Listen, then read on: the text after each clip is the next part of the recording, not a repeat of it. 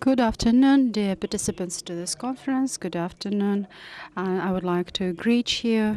And our conference is devoted to the 100th anniversary of the International Labour Organization. It's a great honor for us to have this session within the framework of Astana Economic Forum, and we have participants from the administration of the President, the Parliament of the Republic of Kazakhstan participating to this session. And we also do have the greetings to Deputy Prime Minister of Kazakhstan, and we would like also to greet Mr. Kutbiyev participating to our session. My name is Daulia Kargandikov, and I'm a partner of the national company Daska Consulting Group, and I'm honored to be moderator of this session. The topic of our today's dialogue is the report of the Global Commission for Future in labor issues, and the motto that the International Labour Organization has stated is concentrated on three directions: is to enhance the value in person, the investment into the labor market overall, and the investment into the sustainable employment. So all of the sectors have been joined together under the umbrella of the international organization and are purposed to contribute into the new socio-economic policy and the business practices. First of all, I would like to discuss what type of forecasts we might have in terms of scenarios for labor market development. The pessimistic development provides for a drastic decrease of the jobs and positions thanks to technology development and taking into account the segregation of the communities.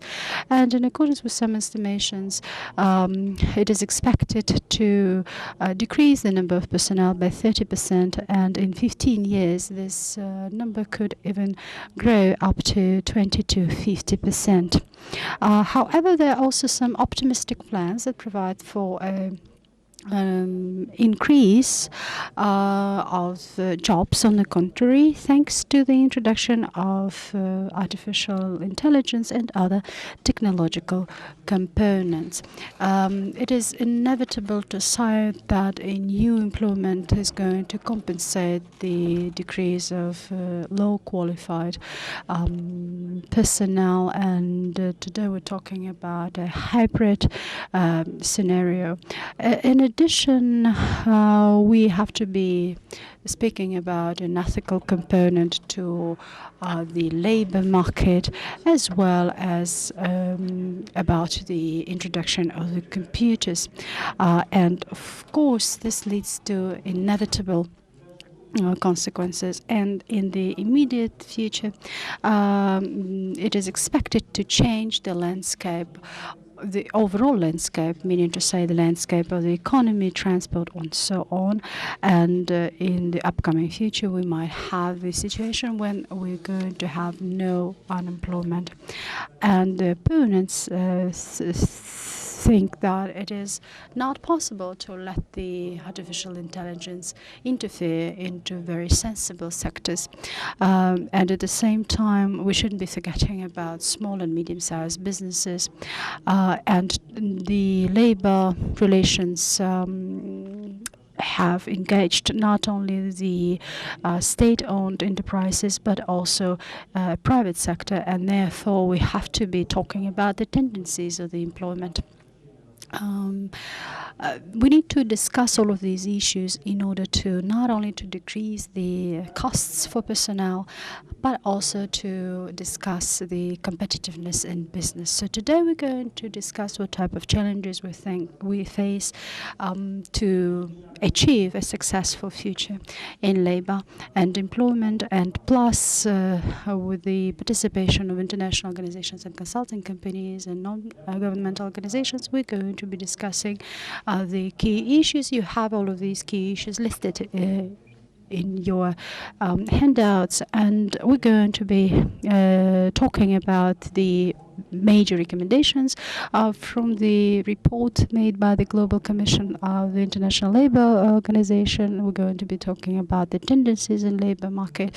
We're going to be discussing the current the tendencies, and we're going to be talking about what professions are going to be in demand in 5 to 7 years. And also, we are going to be discussing the lifelong education and training issues. Now I would like to give the floor to Ms.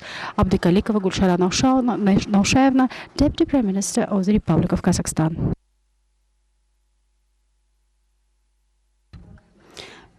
Dear participants to this conference, dear ladies and gentlemen, I would like to welcome you to the heart of Eurasia, the city of Nur-Sulat. Welcome, and I would like to congratulate you once again for coming here.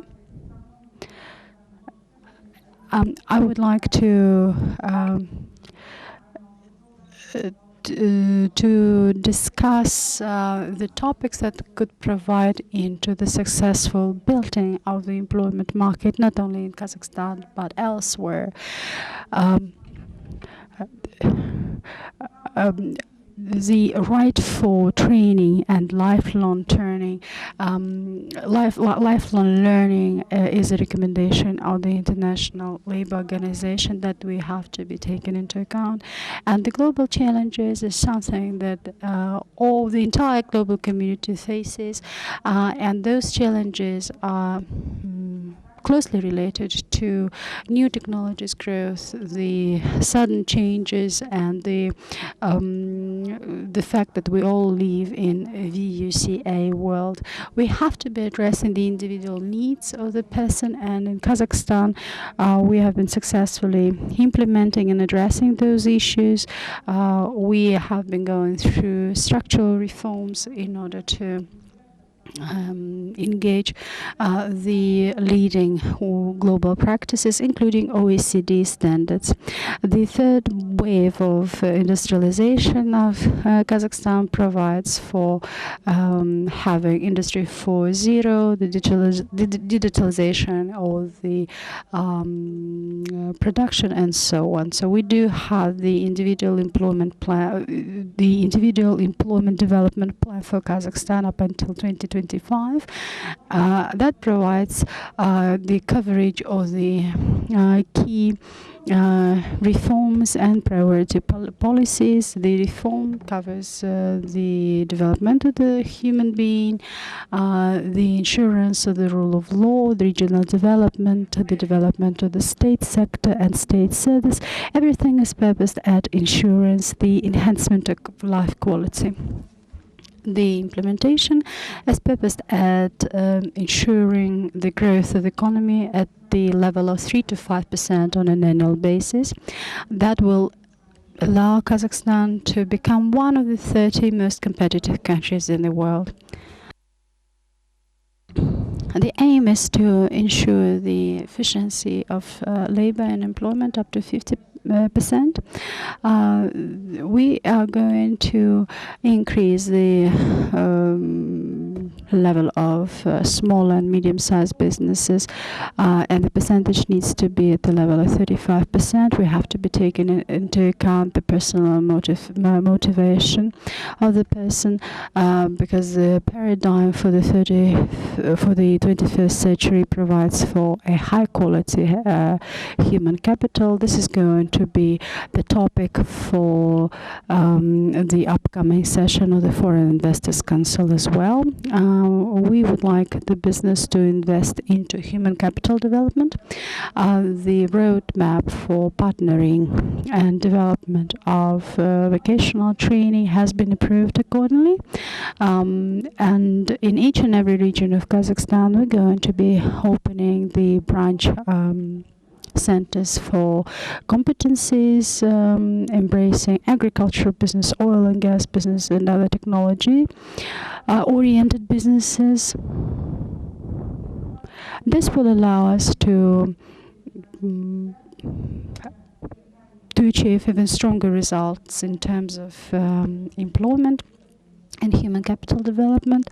So the aim is to create up to 1 million jobs by 2030 and ensure the safe conditions of labor. The second objective we have is to ensure the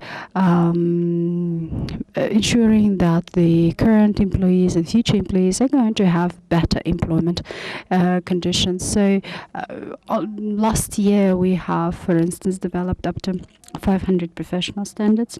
As well as qualification frameworks have been developed accordingly. And the third objective that we have is to transfer over to the Finnish model of the uninterrupted training.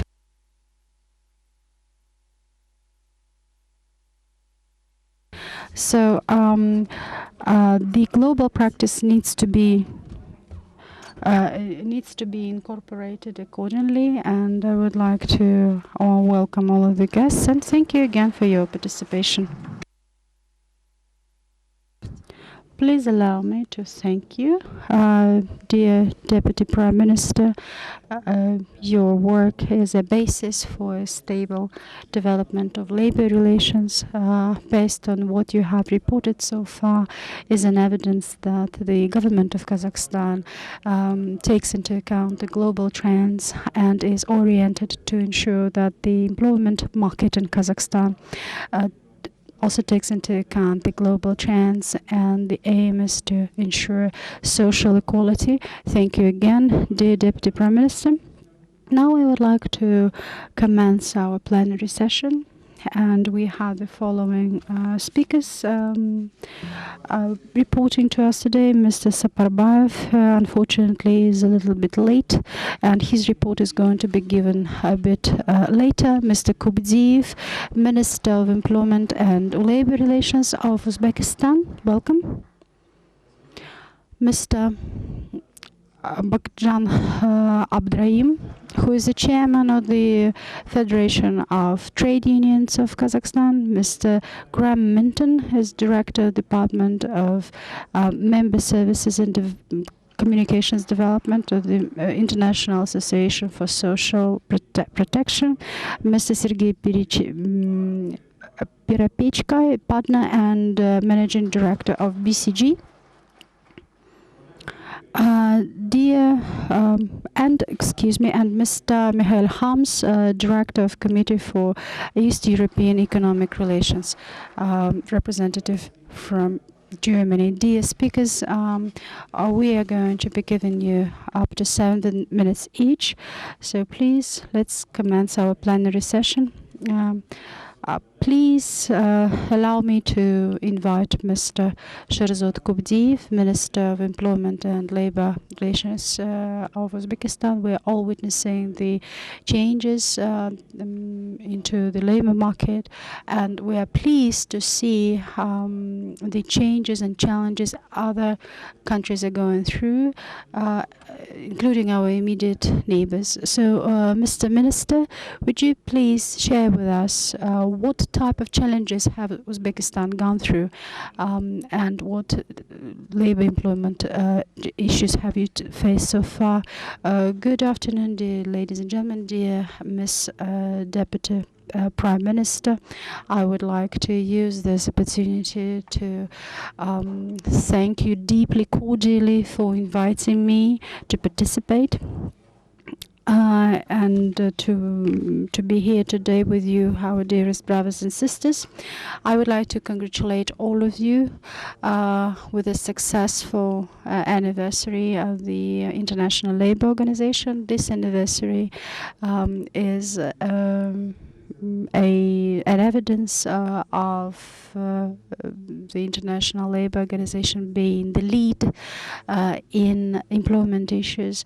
Everybody understands that the social equality issues that is a major priority for each and every citizen. Especially taking into account the vulnerability of today's world. And I think that the future of labor is one of the most universal global issues. We're talking about the future of ourselves, the future of our children, and so on. I would like to mention that the president of Uzbekistan, Mr. Mirziyoyev, has been repeatedly reiterating the importance of labor issues, especially the employment for women and young people. We have to take into account the turbulence of today's world, the innovations, the new technologies, and the presence of artificial intelligence, for instance. So this brings all of the labor issues to the highest level, and therefore the strategy of development of our country up to 2021 is in compliance with the vision and the ideas of the International Labour Organization. I would like to stress out that the idea of building up a justice society built on justice, is a fundamental basis for any reforms in a society that have been implemented so far during the most recent 3 years. And Uzbekistan has been building up its new history based on those principles, as the thesis that was proposed by our president, saying that the interest of the person is the highest value of the society, is something that we based the entire package of strategies all the way up to 2021 and beyond. And social protection, the increase of incomes, social protection policies, the social activity of women and youth policy, those are the components that comprise the labor development policy in Uzbekistan. I would like to say that we have been adhering to the social ideas, and our country is a member of the International Labour Organization since 1992. We have ratified 15 conventions and 8 major conventions. The director of the International Labour Organization has requested for each and every member state to ratify at least one convention, so we have fulfilled our obligation. And on the 4th of March, we have our president has signed the law on ratification to International Labour Organization's convention. So this is not going to be the end of our cooperation. Of course, we are having 3 more conventions to be ratified this year.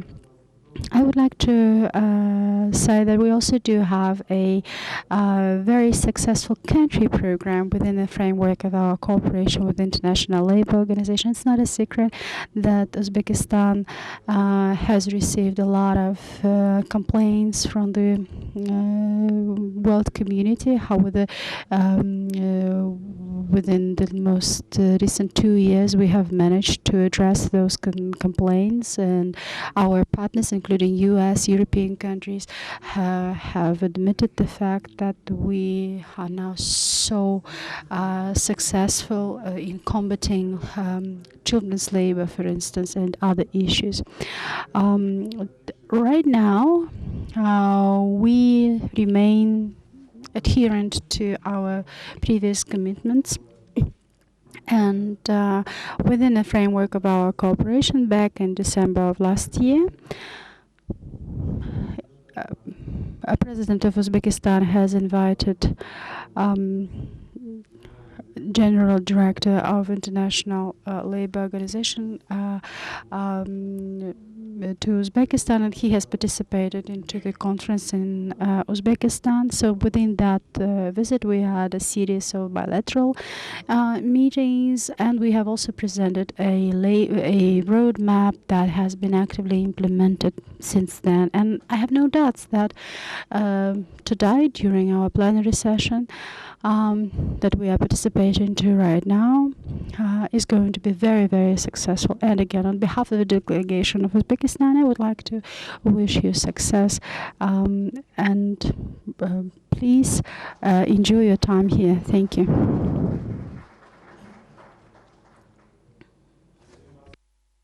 Thank you very much, Sherzod Davlatovich, for your report.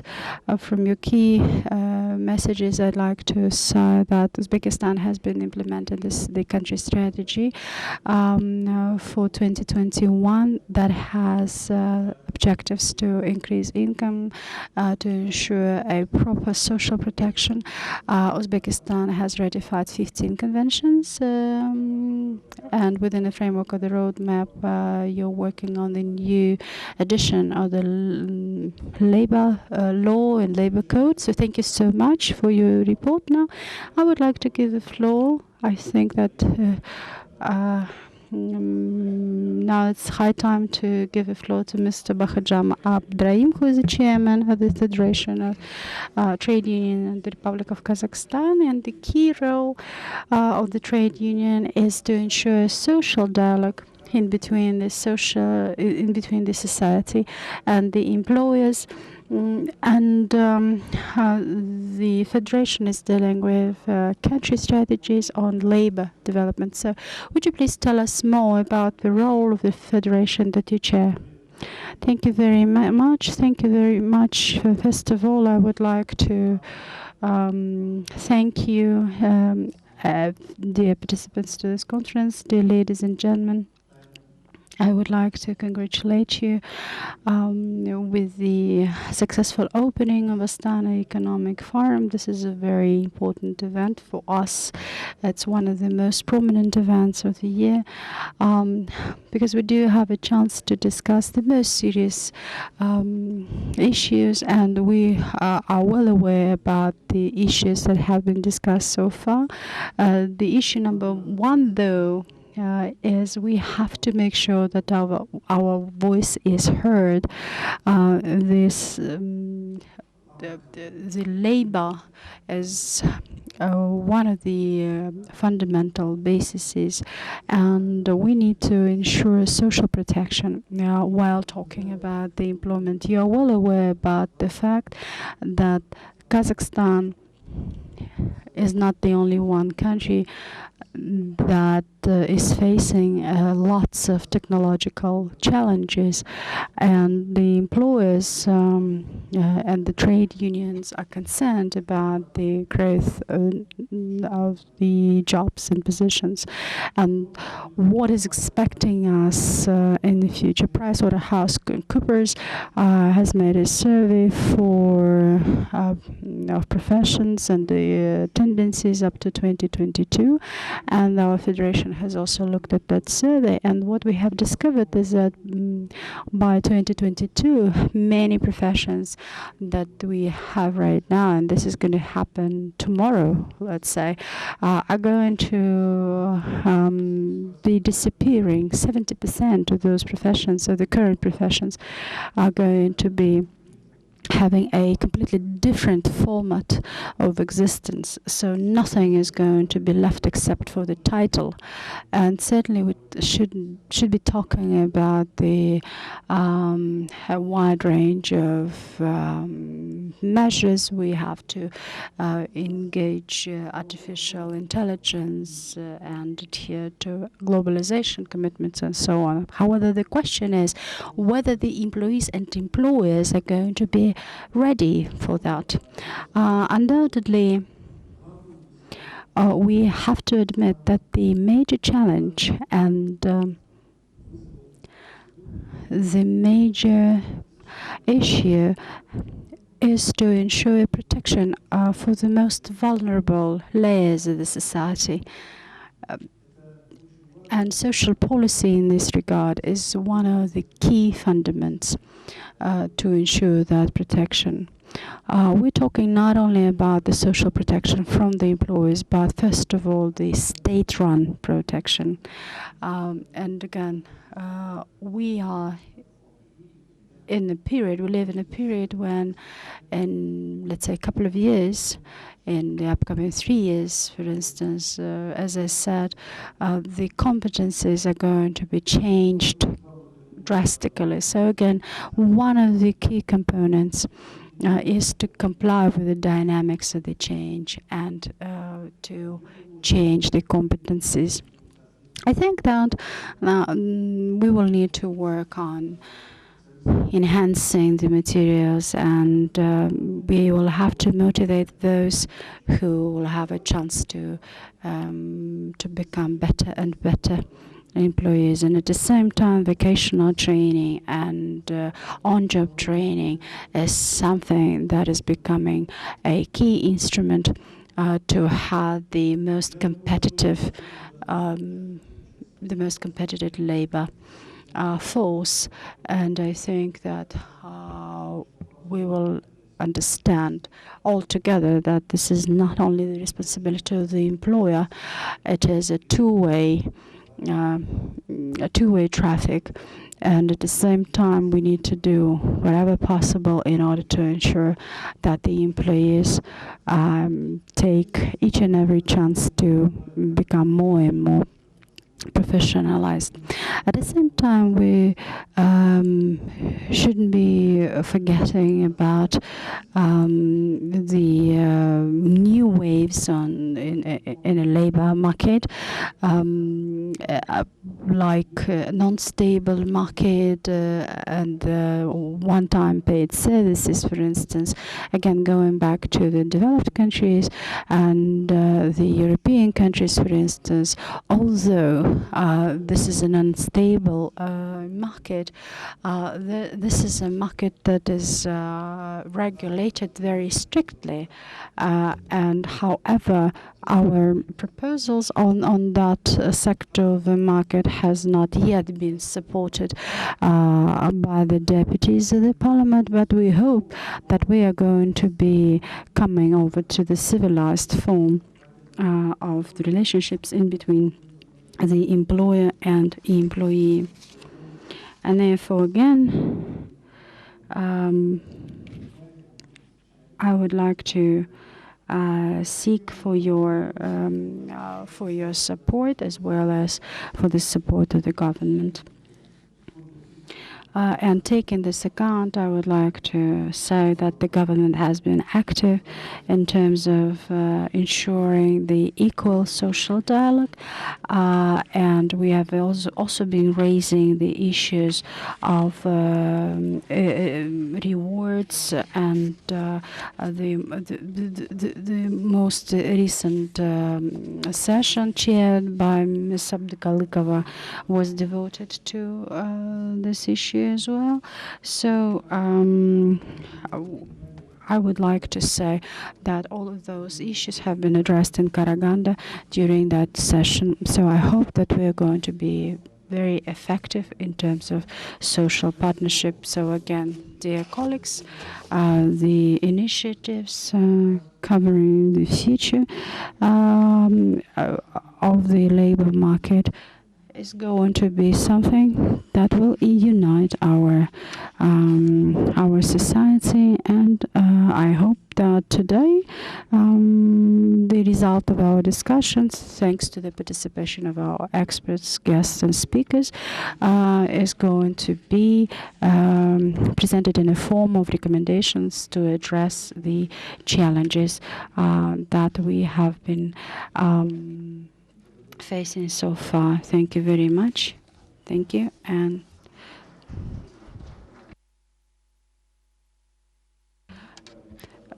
thank you very much, Mr. Abdrahim, and I would like to. You have mentioned about the fact that one of the strategic issues is professional training of personnel, and we need to look at the need to ensure the growth of competencies. You have mentioned about the staffing issues, in order to avoid the vulnerability of rights and obligations and in our countries, to think, and the unstable market is something that you have also addressed. Mr. Graham Minton, Director, Member Services and Promotion, International Social Security Association. and the future market leads the social protection based on solidarity and risk mitigation. So, Mr. Minton, the question to you is, what type of challenges does a social protection sphere has, and what type of measures do we have to take in order to combat it? Thank you. The floor is yours. Well, good afternoon. Your Excellency, the Deputy Prime Minister, Honourable Ministers, distinguished guests, ladies and gentlemen, it's a great pleasure for me to be here today, and thank you for the invitation to this event. And I'm here representing the 320 member organisations of the International Social Security Association.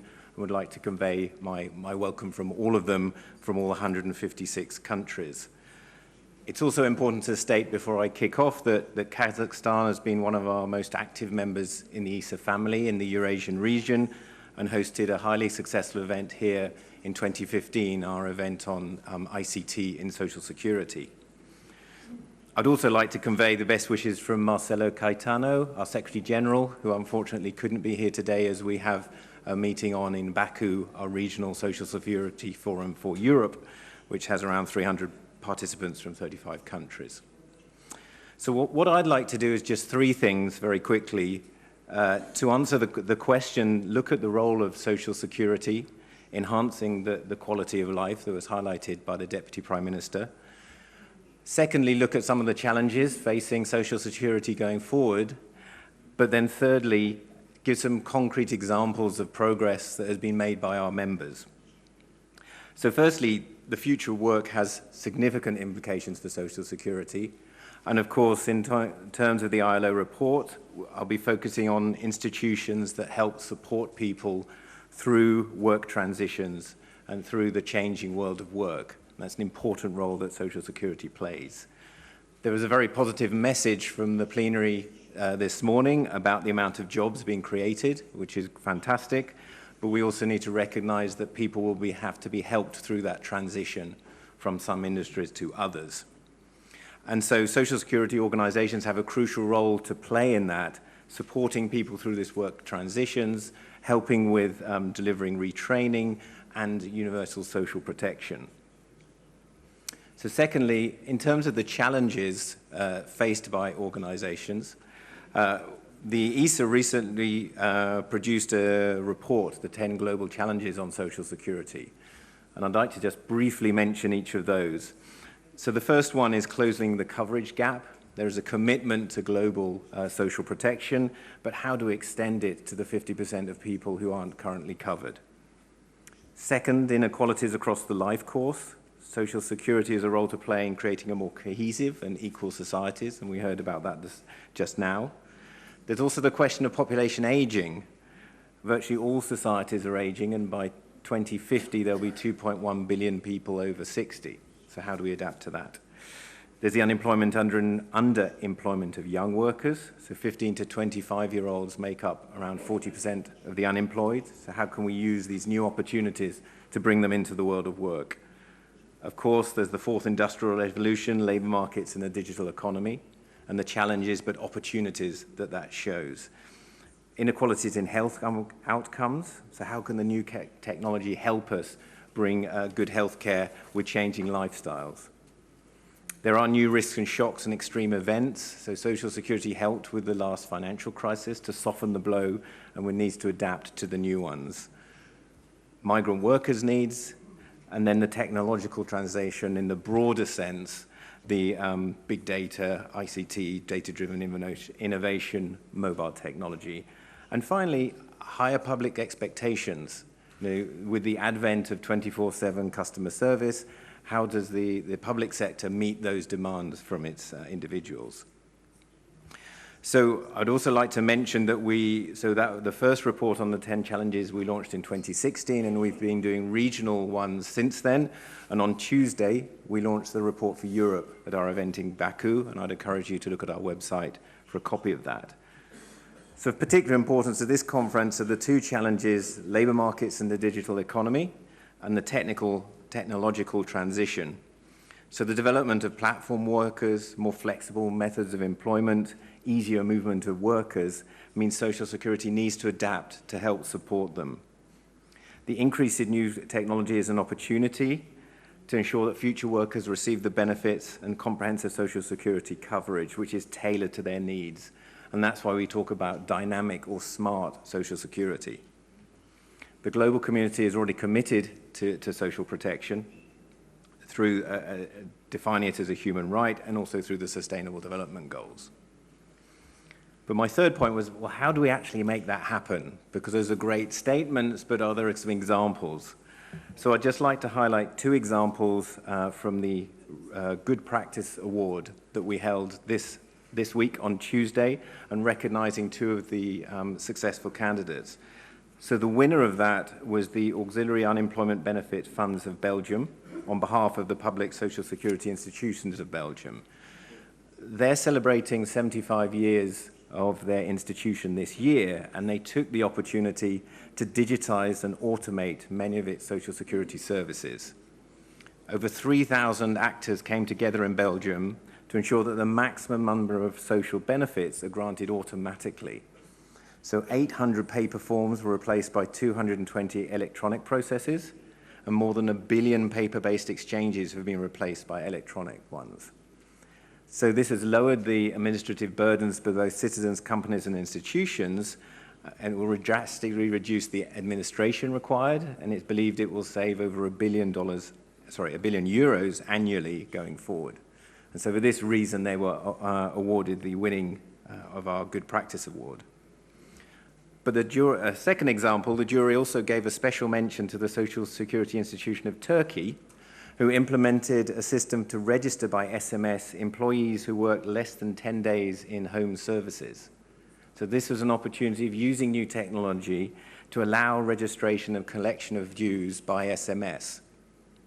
It makes premium collection easier, expands coverage, tightens up on the informal labor market, and makes services easy to access of the workers. So it's a great example of the use of SMS to overcome the challenge of extending social security coverage to difficult-to-reach individuals. And although this just is looking at household services at the moment, we recognize it's got a huge potential to address the needs of other difficult-to-cover groups. So hopefully those are two examples of where we can use technology to bring social security, to bring that support in the transition to people. So we fully support the ILO's report on the Global Commission on the Future of Work and look forward to making it a reality and working with the ILO to make that happen.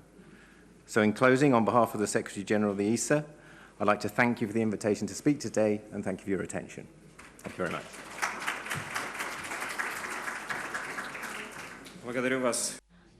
Thank you very much, Mr. Minton. And I think that the major message that you made is that the social protection has to be adapted and reflect the modern challenges. I would like to list some of them as migration. Social protection needs to be a key in order to ensure the social equality. There's a question of aging, the access to health, the labor markets and the digital economy have certain hardships and complications, and we certainly need to make more investments into the organizations that provide for social protection enhancement. And you made good references. One of the references was made from Turkey, and it reminds me Kazakh practice. When we have one unified fee, you have to pay once, and you get registered automatically by the taxation committee, and you get the insured pension and the entire social package. Thank you very much. And now I'd like to give the floor to Mr. Sergey Piropechko, who is the partner and the managing director of BCG. You're well aware about the fact, Mr. Piropechko, that we have made a joint survey on a future of the labor market in Kazakhstan. We have discussed the major requirements. We looked at the global trends. We look at the major directions in terms of social protection policy. So, Mr. Perepechka, what is expected in the labor market, and what do we have to address? Because right now the companies do have a demand for personnel, and there's a huge deficit for jobs right now. So thank you very much. Good afternoon, dear ladies and gentlemen, dear colleagues, dear Deputy Prime Minister. Greetings to you. I would like to talk not only about the challenges, but also about the good practices that government have to use and may use. When we talk about the labor market, and again looking at the report, one of the global issues is the challenges. The challenge, I think, is the right word to use. There's a sense of a fear, a sense of a threat that in this case is equal to challenge. So the question is what concerns the employees and what concerns the employers. So we have to be prepared not only tomorrow, but we have to be prepared yesterday to address those challenges. The robots now are replacing people. The robots are getting adapted to the new conditions and so on. So the question is whether it is the case. Do we have any good news? Right? My mic is off.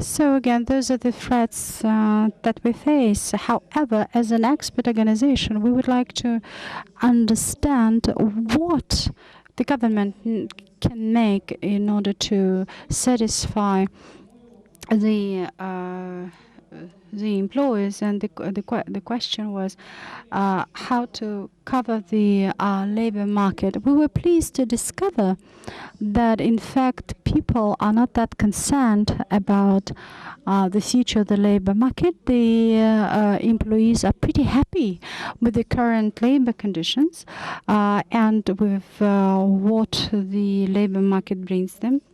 And the job gets easier in some cases, actually. And most of the employees take the job not as a challenge, but as an opportunity. They feel responsibility to address the labor market challenges. However, at the same time, they have mentioned that they need to use a chance to find a place under the sun, so to speak. So the next slide depicts the results of our survey. The 45% of employees think that they are self-responsible for the results of their job. So this is the survey made in 11 countries, and we do have 2 countries. The exception countries is France, where people rely on states, and Japanese rely on corporations when it comes to labor market development. And let's look at the major challenges. I would like to sum up the challenges. So number 1 is digitalization and technology development. The second one is demography. And the third one is the development of the new labor relationships. One of the challenges that I would like to mention about is the qualifications. And today, President Nazarbayev mentioned about the fact that there has to be a system when the person has been trained whole life long, and now he or she needs to change the vector and pick something else. So we're talking about the on-job training, continuous on-job training, and the need for continuous on-job training. The next challenge related to digitalization certainly is closely related to the fact that 1.5 billion people are somehow connected to the digital world. 45% of employers are not satisfied with the outcomes that their employees demonstrate. And you see the tendency of growth of corporate universities. So it is an attempt to train your people the competences that he or she needs to have. Right now, for instance, 15% of taxi drivers have higher education, and that's a sign of the fact that those people may not find a job even though they do have higher educational degree. Let's go further. So what is going to be the answer? We keep saying that we're going to be having lots of free jobs. In most of the cases, actually, 86% of professionals is not a lack of is not a disappearance of professions. It is the fact that those professions get more complex, and the requirements, the professional requirements, get tougher. So again, we have mentioned about the continuous education and the Finnish model, for instance. And in many countries, there are lots of opportunities to train, to retrain yourself. The more you learn, the better competence you have, and vice versa. This is a trend we have to address and take into account. And the next shift I would like to mention about is the uniqueness of standardization. When there's a discrepancy in between the educational standard and the competencies, we keep speaking a lot about the need to train young people. However, we educate and we train in a different manner.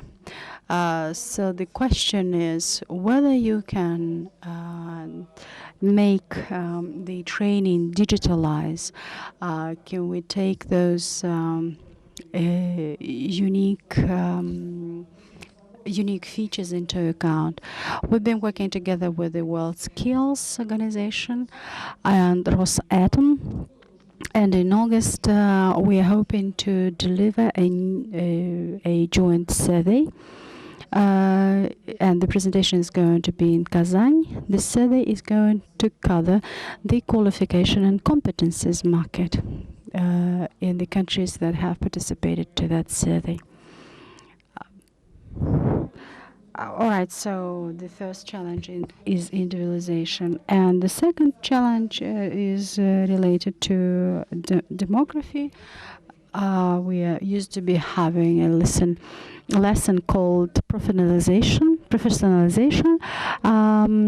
So we're talking about the teenagers who don't know what profession to pick. So they jump from being a secretary to being a logistics expert and so on. So there's a tendency of having an inclusion. And the tendency is that you may engage lots of women.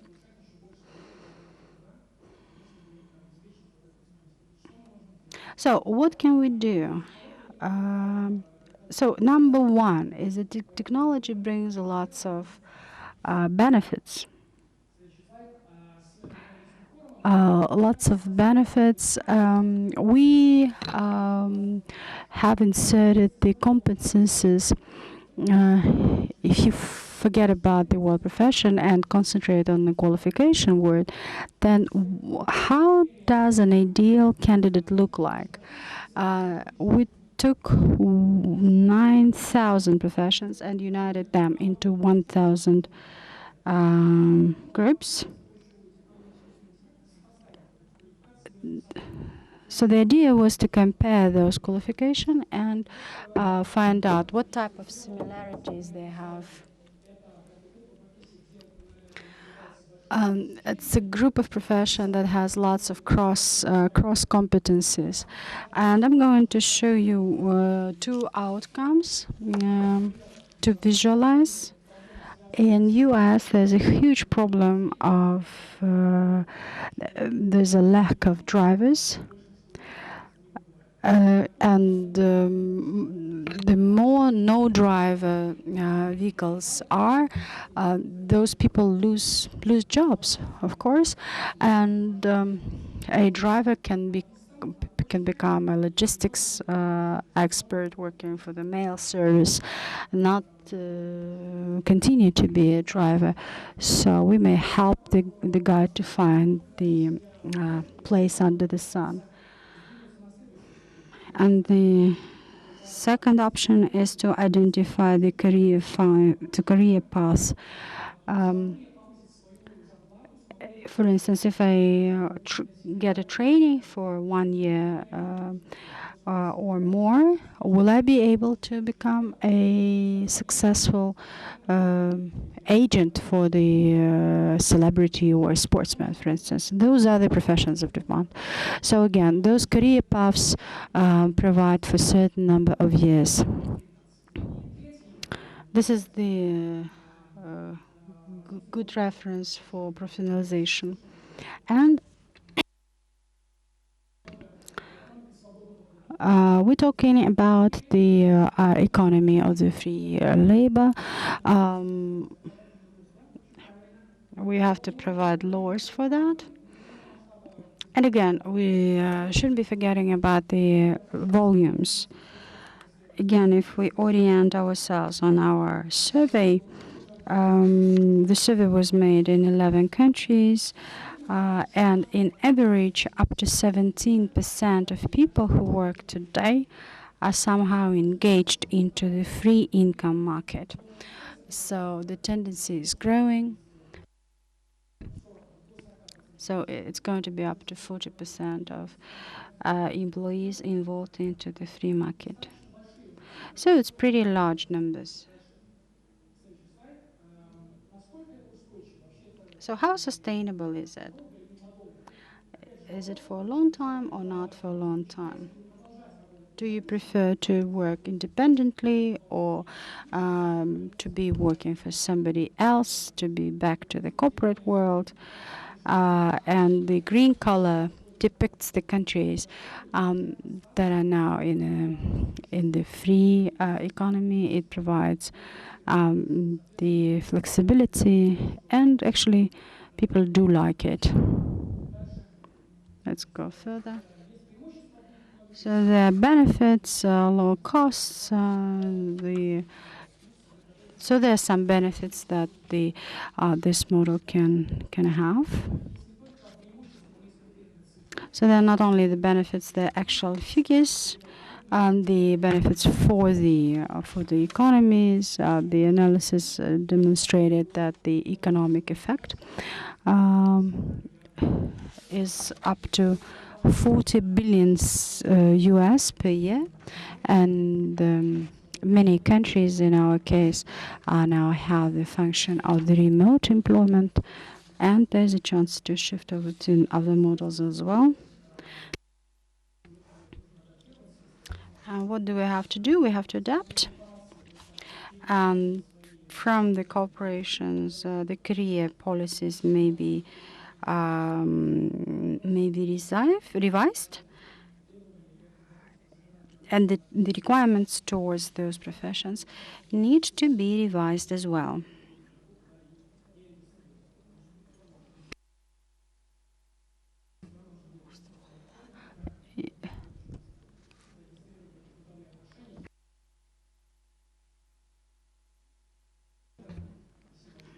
So briefly, those were the challenges and the answers. Very bright presentation, Sergey. Thank you very much.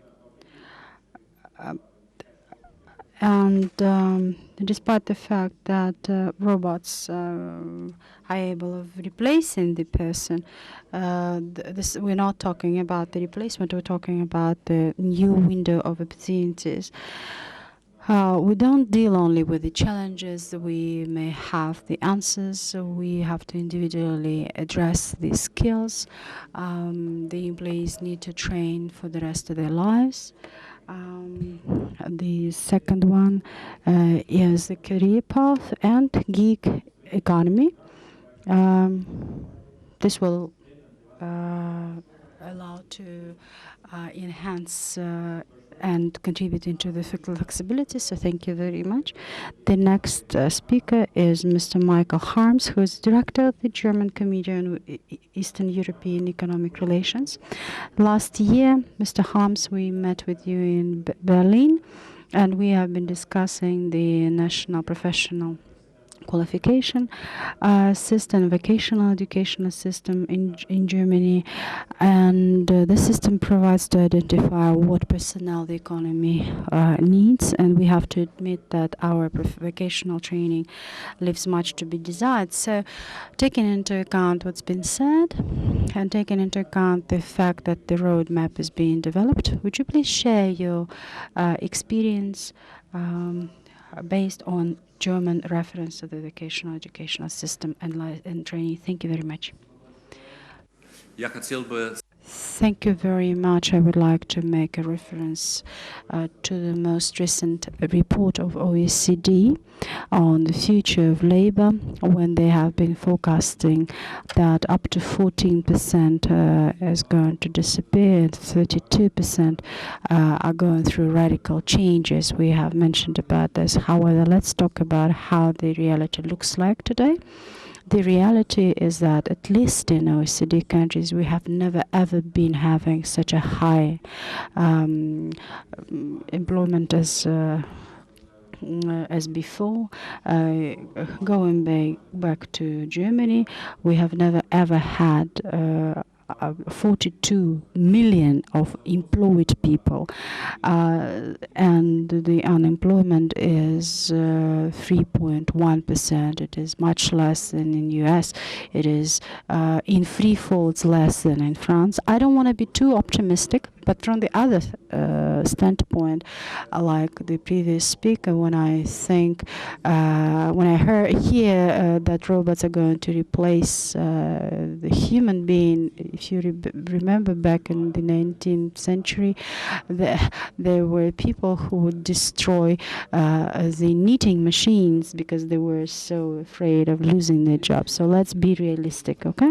And of course, we shouldn't be ignoring a challenge. One of the most important challenges is a lack of equal opportunities. A lack of equality will mean whether you're going to have a competence or not. Of course, it is easy said than done, but anyway, I'd like to draw your attention, and I would like to use a reference from my own country, and Germany, as you know, is a big investor into Eastern European region, and the Eastern Europe is 20% of Germany's external trade. So we trade much more with Eastern Europe than with China and US altogether. And again, when our German industries commence its operations in Germany, the first thing the employers list is a lack of qualified personnel. And at the same time, the youth policy in those countries needs to be enhanced, especially those young professionals who are born in Eastern Europe. Most, especially those from IT sector, they migrate to neighboring countries, to the more developed countries, and therefore the German employers have an ambivalent attitude, and the German government has now been actively working on a law that can be described by a very nice German word, and it is translated as a law on personnel promotion. The question is how to bring people, the qualified people from other countries. We need people locally. So again, this is not a easy question to answer. So again, I would like to give a recommendation to the employers. The central role of an employer, as our a colleague from the trade union said, is to ensure social dialogue. However, at the same time, if we look at the report made by OECD, the state needs to still play a key role. The state needs to govern. The state needs to protect. Without the state, without the direct participation of the enterprises, it is impossible to ensure the adequate social support. And we have to go back again to the private sector, to the firms, to the companies, and to initiate that dialogue so that the state becomes the initiator of the social dialogue. We have to be addressing and responding to any technological challenges and any technological changes. And I guess that the government is able to become such an initiator and to be such a runner. And again, social dialogue and social partnership is something that each country, each region has to find specific solutions so that overall it is to reflect the social conditions and find the most optimal way out. So I think that this is the way forward for all of us. So what are we going to gain? The lifelong learning is something that happens only when there is a huge interest. We shouldn't be just looking at the technological changes. And thirdly, it is going to be less costly for the state because the trainers will share those costs. And I'd like to make a reference to German dual vocational educational training system. You're well aware about how the system works. 3 to 4 days you have a non-job training, and then 1 to 2 days you study in a college. And there's a shared responsibility in between the employers and the training institutions. In Germany, we have 1.4 million people going through vocational education. And German companies spend roughly about 26 billion euro per year. That's a huge contribution from the private sector, and it is costly actually. And regulation, adaptation to technological changes is something that is going on job. It's going on where those employees are going to be hugely involved in. So with this, again, going back to the European Union, the average unemployment amongst young people is 12%. In Germany, we have only 6% of unemployed people amongst youngsters. And the system is pretty complex, as I said, pretty difficult. It has certain traditions. I don't have enough time to explain that in details. However, I would like to draw your attention to the philosophy that is behind the private social partnership and adaptivity. In case if we can engage that, this could be a very interesting model for Kazakhstan and for the entire region. Thank you. Thank you very much, Mr. Harms. You have listed the challenges, lack of equal opportunities, the digital competencies, a lack of qualified personnel, and at the same time there is a problem of young unemployment. And the business community also needs to share responsibility for unemployment issues. Thank you very much. We do have Minister of Social Support and Labor of Kazakhstan, Mr. Saparbayev. The expert community has admitted the contribution that Kazakhstan made so far into the social market development. At the same time, there's a need for crisis managers and mediators. And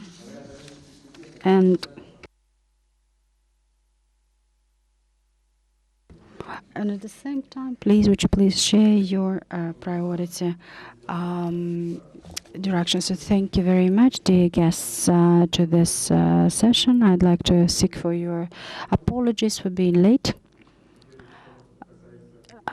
And again, going back to the major mission that the Ministry of Labor and Social Protection has, our priority number one is to ensure employment for Kazakh citizens and to do whatever possible so that unemployment doesn't grow. And we are responsible for ensuring the social package and the creation of new jobs.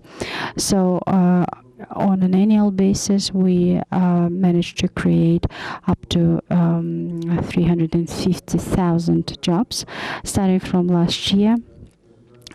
We have gone through we have developed a program called Yenbek that is translated as labor. This program is a program that each and every Kazakh citizen has access to. If a person doesn't have the profession, then they will have a chance to be retrained. And you are well aware about the fact that lately the population of Kazakhstan grew by 7%, and the unemployment is now 4.9% compared to the economically active population. And of course, we look closely at the young people, at the families who have many children. And within the framework of the state program that I have referenced to, we have been implementing sub-programs as well. We have the program called the Young Entrepreneur, Young Specialist, and together with the Atamikian Chamber of Entrepreneurship, we have been running different training courses called Bastao Business. Those training courses range from 1 month to a couple of months. So those people who don't have any profession have a chance to gain a profession. So our task number one is to train those people who are of demand at the labor market. As it has been said during the plenary session, our aim is to make sure that they do comply with the requirements, and the national system of qualification takes those details into account. So starting from last year, we have launched the electronic databases for unemployed people, and based on electronic labor agreements, Kazakh citizens now get employed. So there's we have run away from the paper records. So at the moment, we have 203 centers for employment, and besides, starting from last year, we have launched private employment agencies as well. And right now, we do have a good mix of private and state-run centers for employment overall. we have been working together with the International Labour Organization, and so far we have been supporting the initiative provided by the International Labour Organization. So on behalf of Ministry of Labour and Social Protection, I would like to thank you, our dearest colleagues, for supporting our initiatives when it comes to labor resources. And thank you very much, our dearest speakers and our foreign partners. The doors of our ministry are open to you, so please, you're welcome to share with us your ideas. And again, our major objective, as I said, that our leadership of the country has for us, is to not allow growth of the unemployment. Thank you very much. Thank you very much, Minister Saparbayev. The minister has a very clear vision on employment issues. So, dear guests, dear speakers, I would like to thank you all.